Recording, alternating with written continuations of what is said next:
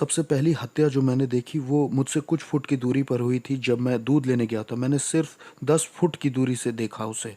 उन्होंने उसे 7 बार गोली मारी थी और मैंने एक के बाद एक बहुत सारी मौतें देखी अपनी ज़िंदगी में। साउथ ब्रॉक्स की सड़कों पर आपको एक हत्यारा, एक लूटमार करने वाला और एक बहुत चालाक इंसान बन के जीना होता है। मेरे पिता की तरफ के लोग तांत्रिक और भूत सिद्धि करने वाले थे। हम तंत्र मंत्र और भूत सिद्धि करते थे। हमारा कांटेक्ट खुद शैतान से था। मुझे याद है कि मेरे पिता कमरे में जाया करते थे शैतान की पूजा करने के लिए, और मैं शैतान की उपस्थिति को भी महसूस कर पाता था। और मेरे पिता आराधना करते थे, टंग्स में बोलते थे, शैतान की अन्य भाषाएं बोला करते थे, दुष्ट आत्माओं की। और वहाँ वो फूल चढ़ाते, कैंडल जलाते और पानी डालते थे। शाम को 7 बजे से लेकर सुबह 5 बजे तक मैं एक डिमोनिक चर्च में जाता था जहाँ तंत्र मंत्र भी सिखाया जाता था। मुझे ट्रेंड किया जा रहा था। मैं ट्रेंड हो रहा था तांत्रिक बनने के लिए। मुझे भूत सिद्धि करने वाली जादूगरनी औरतें जो 30 साल से, 40 साल से, 50 साल से अपने धर्म में लगी हुई थी, ये सिखा रही थी कि कैसे बात करनी है प्रिंसिपैलिटीज से, शैतान से, ज़मीन वाली दुष्ट आत्माओं से। आप शैतान से डायरेक्ट बात नहीं कर सकते, आपको पहले अधिकार कमाना होगा। जो सबसे पहली बार भयानक हत्या हुई थी जो मैंने बताया, वो यहाँ इस घर में हुई थी। हस्बैंड ने 52 बार पत्नी को चाकू मारा था और उसके सर को काट के अलग कर दिया था। हम उसकी बेटी के साथ खेला करते थे, इसलिए जब हम उसे छोड़ने आए यहाँ पर तो वो यहाँ खड़ी थी और उसको पता चला कि उसकी माँ इस तरह से टुकड़ों में काटी गई। इसी घर में हुआ था ये।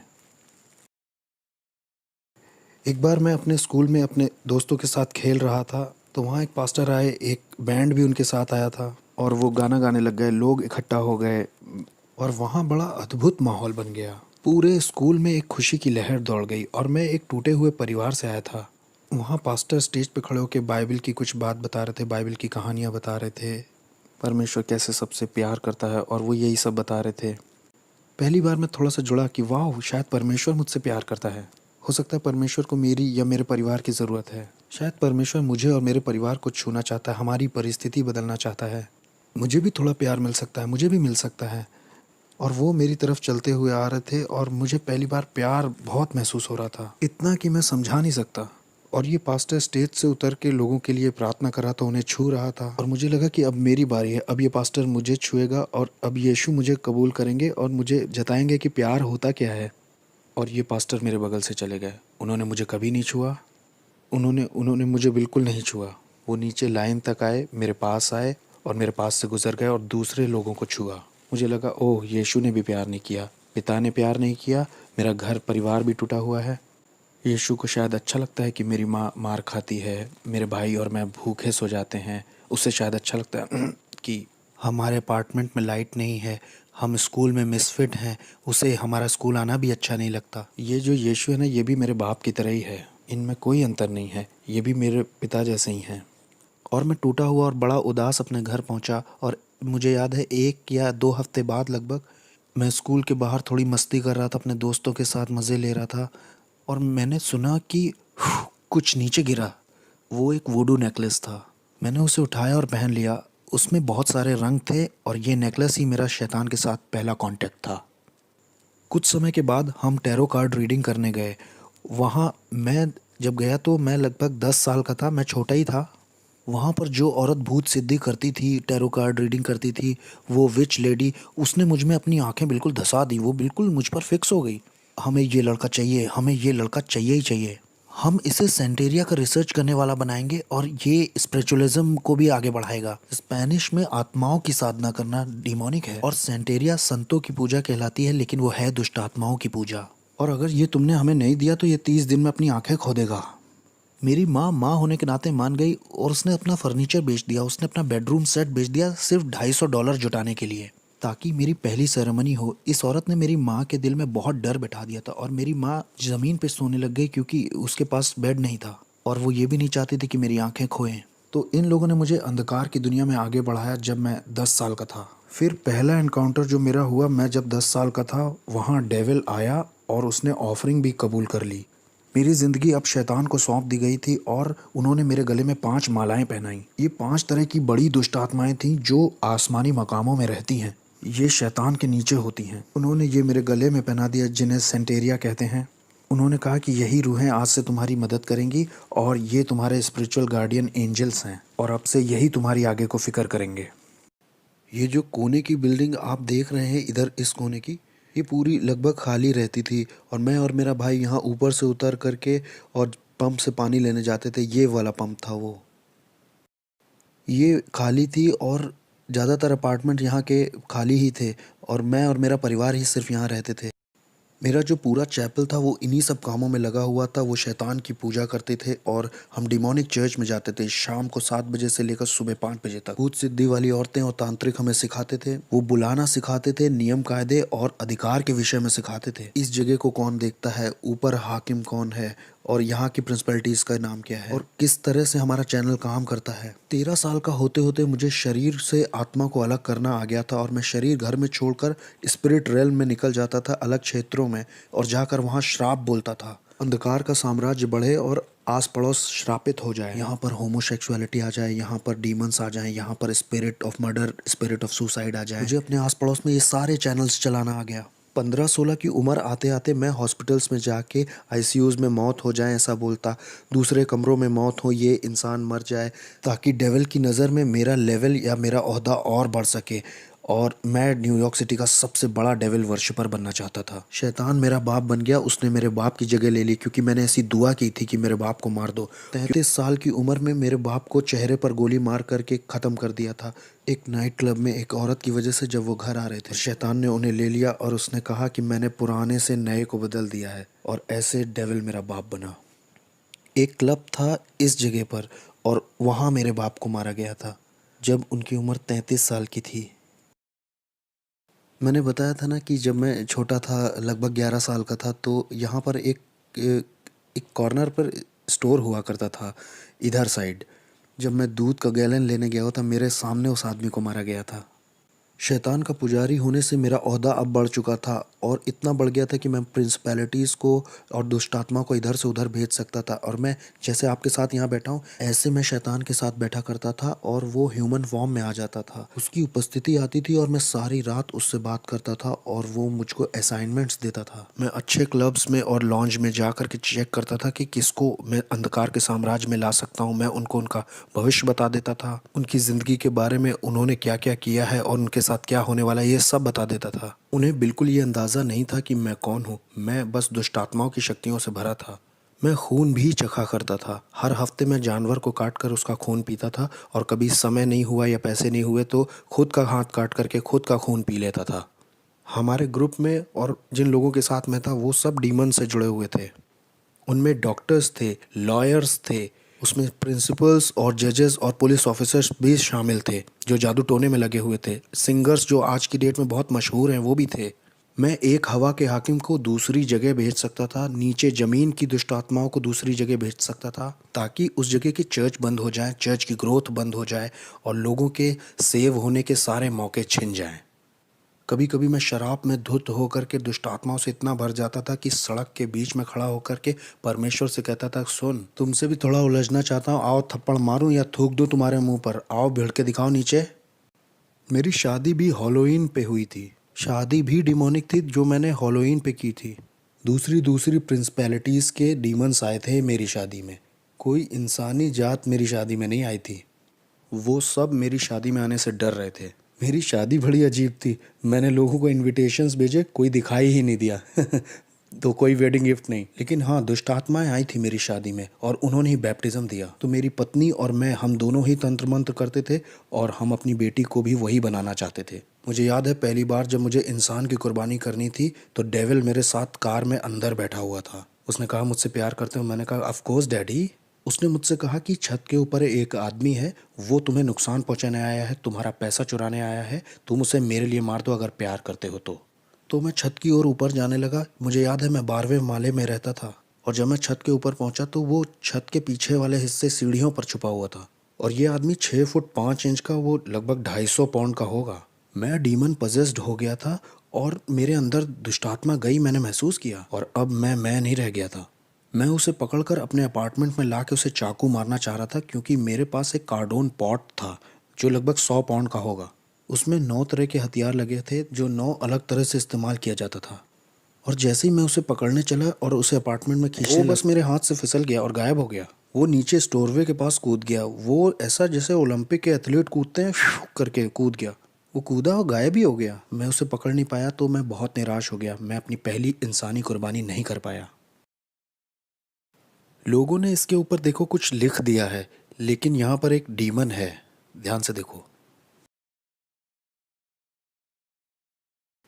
ये वो डीमन है जो नर्क के दरवाजे की देखरेख करता है। इसी के बारे में मैं बता रहा था अपनी किताब में।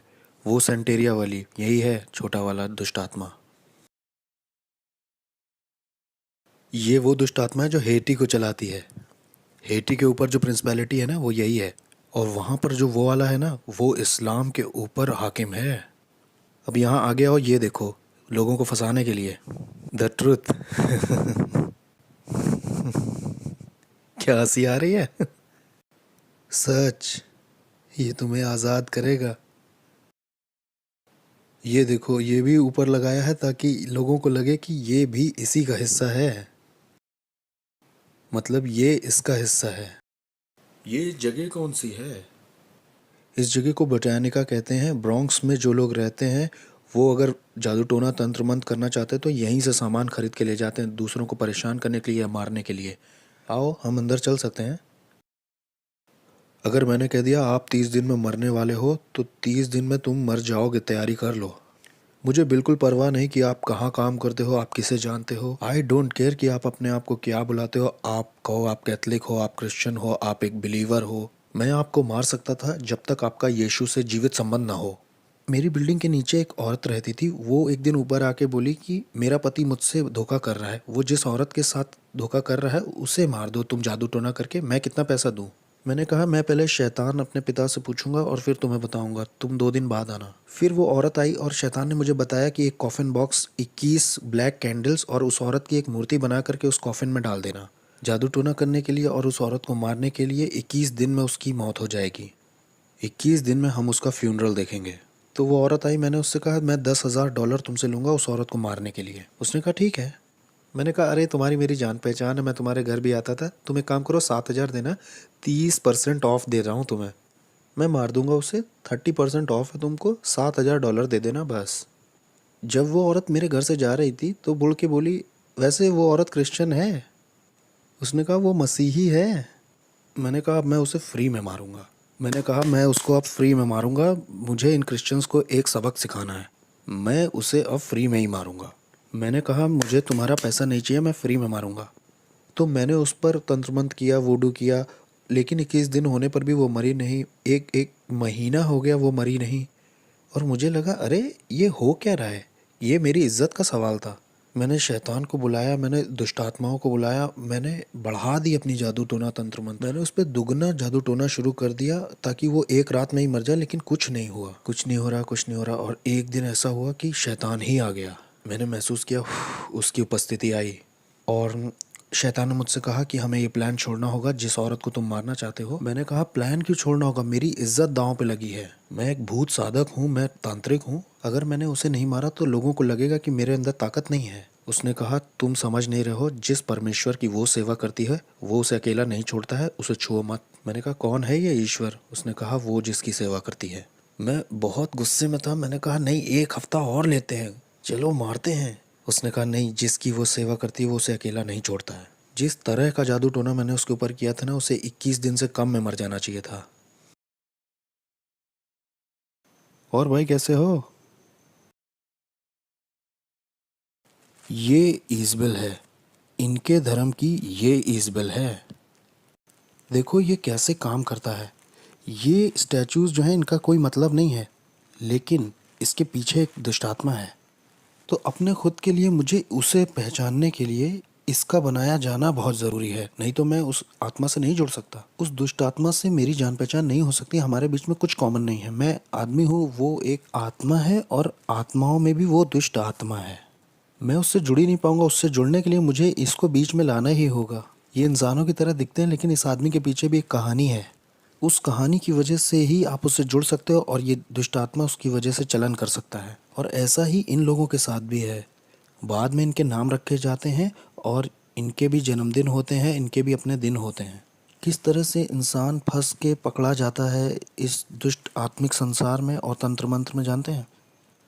ये वो जाल हैं जिनसे दुष्ट आत्माएं ऑपरेट करती हैं, अपना चलन करती हैं। इन्हीं मूर्तियों की वजह से इंसान अपने सारे शैतानी काम और शैतानी मजहब चला पाता है। यहाँ ऐसी कोई चीज़ नहीं है जिसे पवित्र कहा जा सके, बस एक ही है, वो हम हैं। इस जगह पे होता क्या है?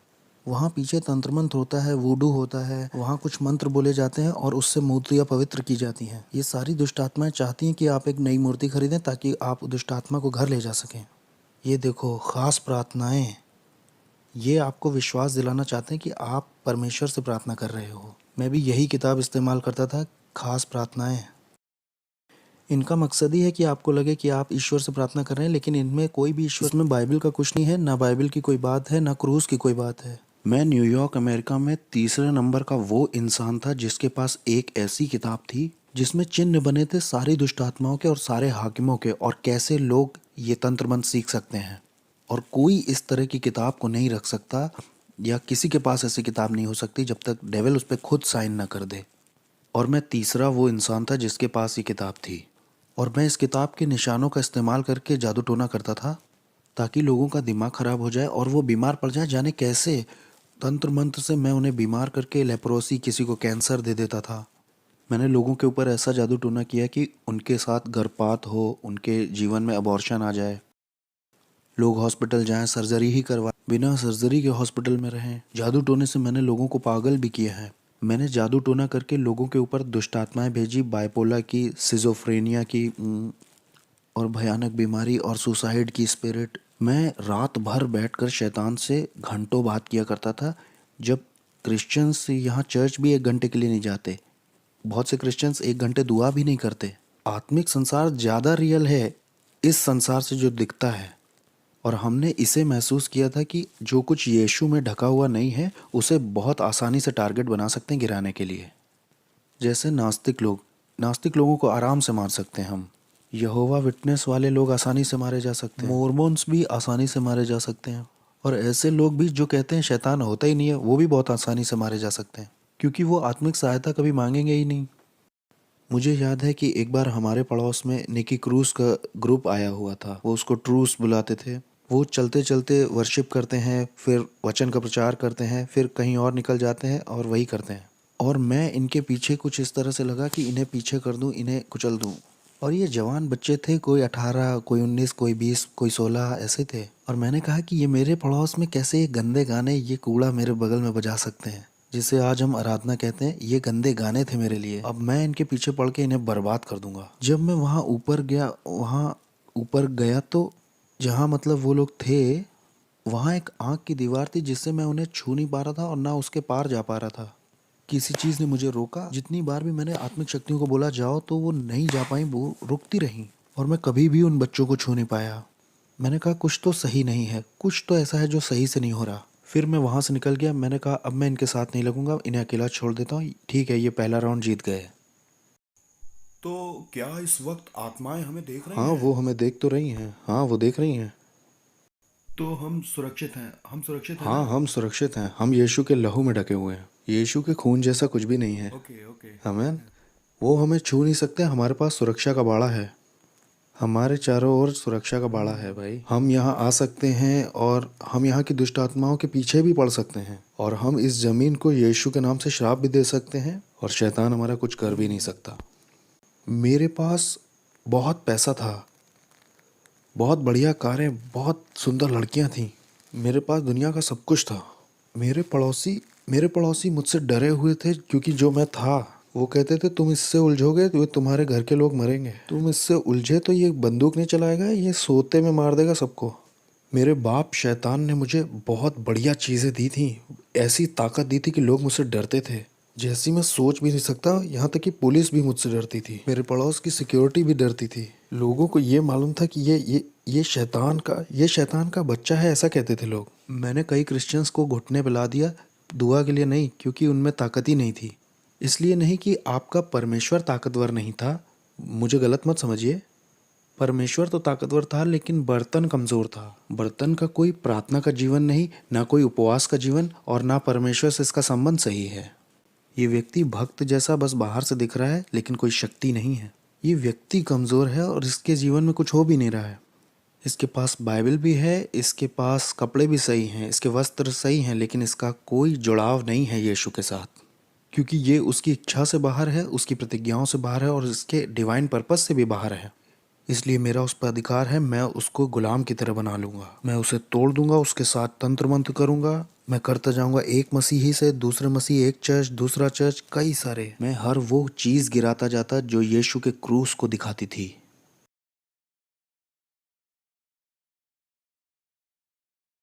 बहुत ही दुष्ट आत्माओं से भरी हुई जगह है। तो इस जगह का बहुत असर होगा ना आस पड़ोस पर। हाँ, और क्या। ये जो पूरा एरिया है ना, ये इसी की वजह से लॉक्ड है। ये शैतान का गढ़ है, हम शैतान के गढ़ में गए थे। इस गढ़ का पूरा बाजार नरक से था। सोचिए, ये जाते हैं $100-200 लेकर के ये सब खरीदने के लिए, और इससे उन्हीं का नुकसान होता है, इससे दूसरों का, गरीबों का भला हो सकता है। इससे उन्हें लगता है कि उनकी ज़िंदगी और अच्छी हो जाएगी, उनकी ज़िंदगी और बेहतर बन सकती है। इससे वो सोचते हैं कि उनकी उन्नति होगी, उनके शाप, उनकी पीढ़ियों के शाप टूटेंगे। ये मोमबत्तियाँ, ये वुडू खरीदने से इन्हें लगता होगा, लेकिन परमेश्वर कहता है कि ये तुम्हें फ्री में दे रहा हूँ मैं, बस अपनी ज़िंदगी मुझे दे दो और मैं तुम्हें आज़ाद करूँगा। लेकिन ये इन्हें नहीं चाहिए, ये उनके लिए बहुत मुश्किल है, ये तो इनके लिए बहुत कॉम्प्लिकेटेड है। लोग इस तरह की जगह में आते हैं, $200 भी खराब करते हैं और ज़िंदगी सोचते हैं अच्छी हो जाएगी और बहुतायत से भर जाएगी। हेटी के ऊपर जो दुष्ट आत्मा है, उससे मेरा कांटेक्ट था, उसका नाम है कैंडेलो, उससे मेरा संपर्क था। और मायामी के दुष्ट आत्माओं से भी संपर्क था, अफ्रीका की दुष्ट आत्माओं से भी था, न्यूयॉर्क के ऊपर जो हवा के हाकिम हैं उनसे भी था, कुछ और भी थी जो दुनिया भर में जाना चाहती हैं। यहाँ पे एक सड़क है, वहाँ दूसरी दुष्ट आत्माएं हैं, हाकिम हैं। 42 नंबर की सड़क पर जो दुष्ट आत्मा है वो यहाँ आना चाहती थी।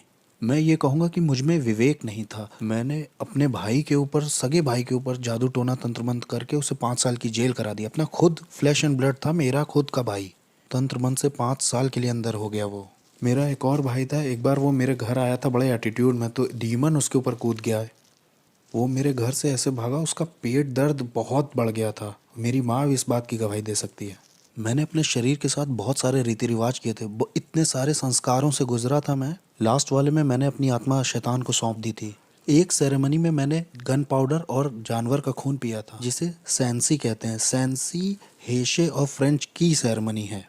ये एक दुष्ट आत्मा के साथ का संस्कार है, जिससे मैं किसी के घर जाके कुछ खाता हूँ तो वो उसमें जादू टोना नहीं कर पाएंगे, कुछ इस तरह की। और जो आप जानते हैं वो सब मैंने किया था। मैं जिस दुष्ट आत्मा वाले चर्च में जाता था, वहाँ एक सीक्रेट मीटिंग होती थी हर साल। हर एक बड़ा जादू टोना, तंत्र मंत्र, वॉलॉक, विचेस उसमें आते थे। वहाँ ये फैसला लिया जाता था कौन सा हाकिम किस जगह के क्षेत्र पर राज्य करेगा। हम कलीसिया से ज़्यादा संगठित यानी ऑर्गेनाइज्ड थे। अंधेरे का जो साम्राज्य है वो यीशु मसीह की कलीसिया से ज़्यादा ऑर्गेनाइज्ड है। हमें पता था सेरेमनीज कैसे करनी है। अगले साल की तैयारी इस साल के ख़त्म होने से पहले ही हो जाती थी। यहाँ क्रिश्चियंस 1 घंटे के लिए प्रार्थना नहीं करना चाहते हैं। यहाँ क्रिश्चियंस का लगातार वाला रिश्ता नहीं है चर्च में परमेश्वर के साथ। मैंने 1 साल का रेस्ट भी लेना चाहा और शैतान ने 1 साल के लिए मेरी आंखों की रोशनी ले ली। मैं 1 साल तक पूरी तरह से अंधा था, इसका सर्टिफिकेट भी है मेरे पास। मैं पूरी तरह से अंधा था। वो लोग मेरी यहाँ तक तैयारी करा रहे थे कि एक देखने वाला कुत्ता ले लो, और वो जो स्टिक लेके चलते हैं ना, आपने देखा होगा वो। मेरी माँ ने 1 साल मेरा ध्यान रखा। मेरी आंखें पूरी तरह से अंधेरी हो गई थी। एक बादल जैसा धुआं मेरी आंखों के ऊपर आ गया था। मैं पूरी तरह से अंधा था। और जब मैंने शैतान को अपनी ज़िंदगी वापस दे दी तो 7 सर्जरीज के बाद मेरी शैतान ने आंखें लौटा दी और फिर मैं दोबारा देख पाया। और ये मेरी सज़ा थी जो शैतान ने दी कि 1 साल की छुट्टी मुझे चाहिए थी। मैं 1 साल की छुट्टी लेना चाहता था। शैतान ने कहा अच्छा छुट्टी चाहिए, ये लो, और उसने मेरी आंखें ले ली। और इस तरह की दुनिया का था मैं कि आप शैतान से पंगा लोगे तो शैतान आपको या आपके परिवार के लोगों को मारेगा। एक तरह का डर आपको हमेशा रहेगा कि आप ये धर्म छोड़ नहीं सकते। सेंटेरिया, पोलोनियम्बे, स्पिरिचुअलिज्म, ये धर्म छूटेगा नहीं। डॉक्टरों के पास कोई एक्सप्लेनेशन नहीं था कि मेरी आंखें कैसे गईं। जबकि मैं कहूँ, क्रिश्चियंस, मसीही जब गलत करते हैं या उनसे बुरा हो जाता है तो उनके घर में जो कुछ दिखाई देता है वो है दया और अनुग्रह। लेकिन अगर आप शैतान को कुछ ऐसा दिखाते हो तो शैतान को पसंद नहीं आया तो आपको या आपके परिवार को मारता है। मुझे याद है एक बार एक औरत को शैतान ने कहा इस आदमी से मत मिलना। उसने परवाह नहीं की क्योंकि वो उससे प्यार करती थी। इसलिए शैतान ने एक दुष्ट आत्मा एक ऐसे इंसान के अंदर भेजी जो सड़क पर रहता था। उसने हथौड़े से उस औरत के सिर पर 17 बार वार करके मार दिया। एक बार मैं अपने घर में बैठा हुआ था, बहुत अमेजिंग था। मैं नाइट क्लब से लौट के आया था। मैं टीवी पर जेरी स्प्रिंगर नाम का एक शो देख रहा था। वो बड़ा अजीब सा शो है, लोग उसमें एक दूसरे को मारते हैं और मुझे उसमें बड़ा मज़ा आता था। मज़े लेके मैं उसे देख रहा था, हंस रहा था और मैंने एक आवाज़ सुनी, बेटे मैं जल्दी आ रहा हूँ, तुम अपनी ज़िंदगी से क्या करोगे। एक सुनने वाली आवाज़ बहुत शार्प उस कमरे से आई थी। मैंने सोचा कि शायद टीवी से आई है। मैंने कहा ये टीवी से नहीं आई है क्योंकि यहाँ तो लोग लड़ रहे हैं, एक दूसरे को मार रहे हैं। मैं शैतान की भी आवाज़ पहचानता था। शैतान के साथ तो मैं ऐसे बैठता था जैसे आपके साथ बैठा हूँ। कभी वो इंसान के रूप में भी आता था, कभी वो कमरे में उसकी उपस्थिति आती थी। उसकी उपस्थिति आते ही कमरे का माहौल बदल जाता था। वो मेरे सामने बैठा करता था और मेरे कॉन्शियस से बात करता था। हम रात भर ऐसे बात किया करते थे। मुझे उसकी आवाज़ पता थी। ये मुझे ऐसे पता था जैसे आपको अपने हाथ पैर पता है। मुझे हर एक हाकिम के बारे में जो कनाडा पे या अमेरिका पे या कहीं का भी हाकिम हो पता था उसके बारे में। हर प्रिंसिपैलिटी जो किसी मज़हब की थी वो भी मुझे पता थी, चाहे वो कोई ऑकल्ट हो, न्यू एज हो, बुद्धिज़्म हो, इस्लाम हो, सेंटेरिया हो या स्पिरिचुअलिज्म हो। मुझे हर एक दुष्ट आत्मा का पता था।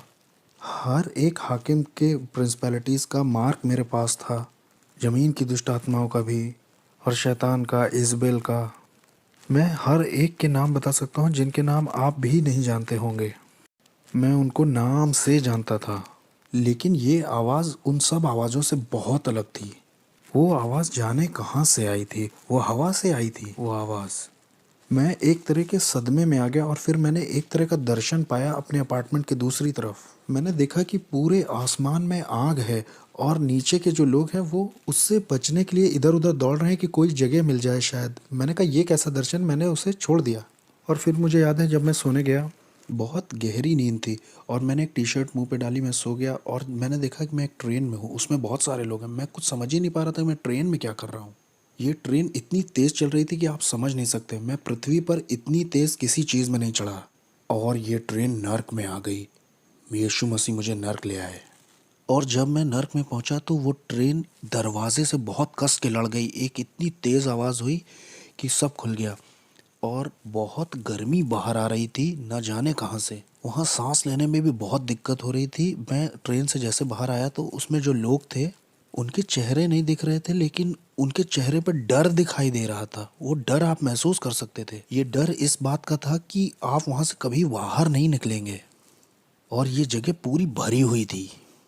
और मैंने कहा मैं यहाँ के लिए नहीं बना हूँ, मैं यहाँ नहीं मर सकता ना, मुझे यहाँ नहीं मरना, ये मेरे लिए नहीं है। मैं यहाँ के लिए पैदा नहीं हुआ हूँ। मैं अपने आप से ही बातें कर रहा था। मैं यहाँ नहीं रहने वाला, इसलिए मैं एक कोई सुरंग ढूंढने लगा जहाँ से मैं निकल सकूँ। तो मैं सुरंग ढूंढने के लिए आगे गया, या कोई खिड़की ढूंढने, या कोई हो सकता है वहाँ कोई जगह दिख जाए जहाँ से मैं बाहर आ सकूँ और मैं अपनी रियलिटी में लौट सकूँ।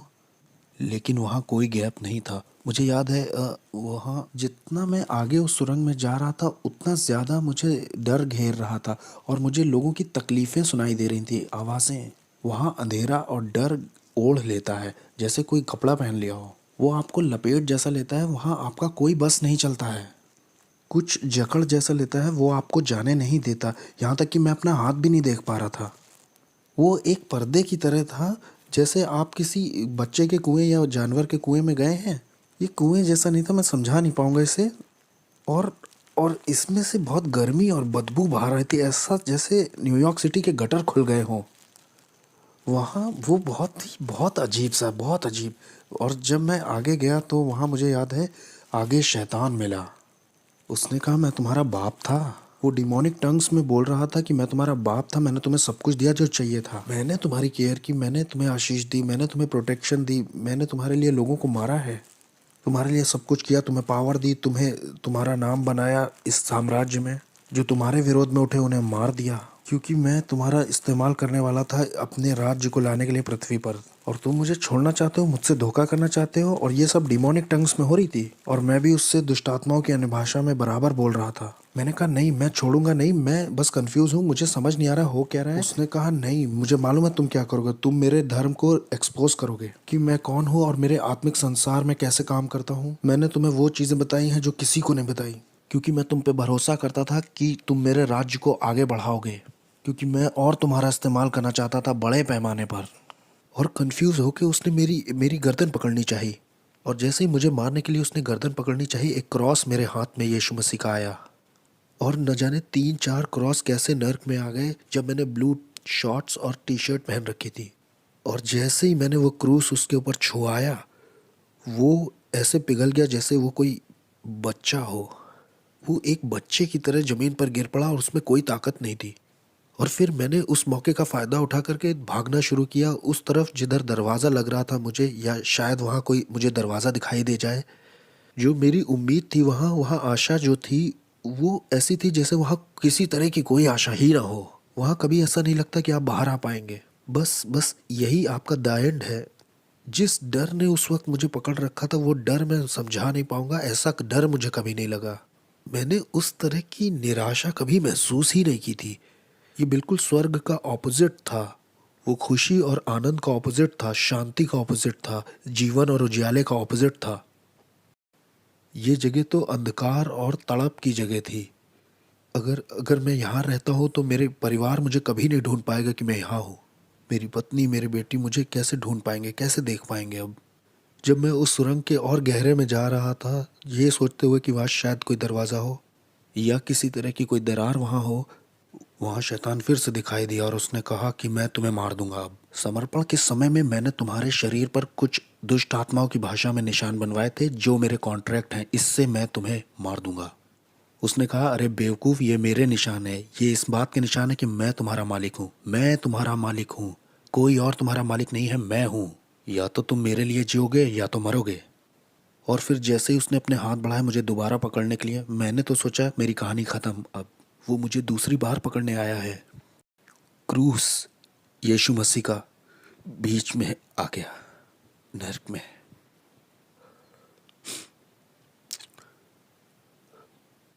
कोई प्यार नहीं है क्रूस से बढ़ के जो मेरे जैसे पापी के लिए आए नर्क में। दाऊद कहता है कि अगर मैं अपना बिछौना अधोलोक में भी बिछाऊं तो उसे पता है। अनुग्रह और सच्चाई नर्क में दिखाई दी। अनुग्रह और सच्चाई को मेरे बारे में पता था। अनुग्रह और सच्चाई की मेरी जिंदगी में एक योजना थी। मेरे गलत, शैतानी, घमंडी और खुदगर्ज और स्वार्थीपन का जब अंत हो गया नर्क में, जब मेरा समय भी पूरा हो गया था, तब यीशु मसीह दिखाई देते हैं मेरे जैसे मिसफिट के लिए और कहते हैं, तुम्हारे लिए मेरे पास योजना है, मैं तुमसे प्यार करता हूँ जितना तुम सोच नहीं सकते। वो मुझे नर्क में दिखाई दिए और जब मैं वापस आया, मेरी आत्मा शरीर में वापस आई, तब मैंने अपने घुटने टेके यीशु मसीह के नाम से। मेरे पास $1,00,000 का सामान था तंत्र मंत्र का, मैंने फेंक दिया। मैंने तंत्र मंत्र सब फेंक दिया। मैंने अंधेरे के साम्राज्य से जुड़ी हर एक चीज़ फेंक दी। हेटी के लोग और क्यूबा के लोग और मियामी, न्यूयॉर्क के लोगों ने सोचा कि इसे मार दे क्योंकि ये बहुत जानता है, क्योंकि इसे बहुत कुछ पता है, इसलिए इसे मारना चाहिए। हमें इसे मारना ही होगा क्योंकि ये बहुत कुछ जानता है। ये अब हम में से एक नहीं रहा, इससे मारना तो ज़रूर है। वो आए मुझे मारने के लिए, उन्होंने अपनी तरफ से कोई कसर नहीं छोड़ी।